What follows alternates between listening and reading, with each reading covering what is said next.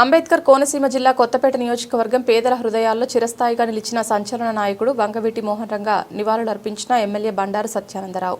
విజయవాడ గడ్డపై పుట్టి పేదల గుండెల్లో శాశ్వతంగా నిలిచిన పేరు సంచలన నాయకుడు వంగవీటి మోహన్ రంగా. 4 దశాబ్దాలు గడిచినా రంగా పేరు చెబితేనే ఇప్పటికీ వైబ్రేషన్స్ వస్తున్నాయని కొత్తపేట ఎమ్మెల్యే బండారు సత్యానందరావు అన్నారు. వాడపాలెం గ్రామంలో వంగవీటి మోహనరంగా వర్ధంతి సందర్భంగా ఆయన విగ్రహానికి పూలమాలలు వేసి ఎమ్మెల్యే బండారు సత్యానందరావు కూటమి నాయకులు గ్రామస్తులతో కలిసి ఘన నివాళులు అర్పించారు. పేదలకు పెన్నిదిగా అన్ని వర్గాలకు అండగా నిలిచిన నాయకుడు రంగా అని కొనియాడారు. ప్రజల కోసం చేసిన సేవలే ఈనాటికి ఆయనను ప్రజల గుండెల్లో జీవింపజేస్తున్నాయని స్పష్టం చేశారు. వంగవీటి మోహన్ రంగారావు వర్ధంతి సందర్భంగా ఈనాడు ఆయనకి ఘనమైన నివాళులు అర్పించే కార్యక్రమంలో పాలుపంచుకోవటం చాలా గర్వంగాను గొప్పగాను ఉంది. ఆంధ్రప్రదేశ్ రాష్ట్రంలో 4 దశాబ్దాలుగా ఆయన కాలం చేసి పూర్తవుతున్న ఒక సంచలన నాయకుడిగా, పేదవర్గాల పెన్నిదిగా, అన్ని వర్గాలకు కూడా నేనున్నాను అంటూ భరోసాని కల్పించి ఆనాడు ఆ కాలంలో ఆయన చేసినటువంటి సేవలకు గుర్తింపుగా ఈనాటికి కూడా ఆయన మరువలేని నేతగా ప్రజల హృదయాల్లో ఉన్నారు అంటే ఆనాడు ఆయన తెచ్చుకున్నటువంటి ప్రజలకు చేసినటువంటి కార్యక్రమాలని సందర్భంగా తెలియజేస్తూ ఉన్నాను. ఒక గొప్ప సంచలన నాయకుడు.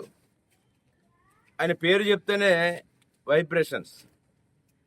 మరి విజయవాడలో వంగవీటి మోహన్ రంగారావు వారి ప్రస్థానం మొదలుపెట్టి రాజకీయాల్లోకి వచ్చి మరి అనంతకాలంలోనే ఒక గొప్ప నాయకుడిగా వెలుగొందుతున్న సమయంలో కొన్ని దుష్ట శక్తుల యొక్క దుర్మార్గానికి ఆయన బలవటం జరిగింది.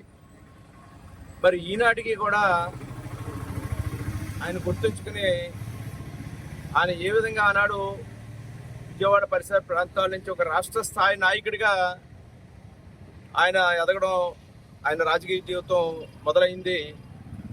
ఆయనే ఉండుంటే ఎంతో ఉన్నతమైన స్థానంలో ఈ రాష్ట్రానికి సేవలు అందించేవాడని మరి ఆనాడు ఆయన సమకాలీకుడిగా, అంటే మేమందరం కూడా ఆ కాలంలో ఆయన వెలుగొందుతున్న సమయంలో కూడా విజయవాడ వెళ్ళినప్పుడు కూడా వారిని కలుసుకోవడం, అక్కడ కార్యక్రమంలో పాలు పంచుకోవడం వాటి జరిగేది.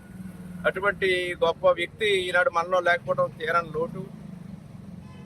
మరి ఆయన యొక్క వర్ధంతి సందర్భంగా ఈయన నివాళులు అర్పించుకోవటం, ప్రజలందరూ కూడా ఆయన యొక్క ఆశయాలకు, అడుగుజాడలకు వారి కుటుంబ సభ్యులు కూడా ఈనాటికి అదే బాటలో పయనం చేస్తూ ఉన్నారు. కుమారుడు రాధా గారు లేదా వారి యొక్క కుటుంబ సభ్యులు, వారి యొక్క ఆత్మశాంతి భగవంతుడు ప్రసాదించి వారు మరి ఎంతకాలంగా, అంటే 4 దశాబ్దాలు, అంటే 1988 డిసెంబర్ 26 ఆయన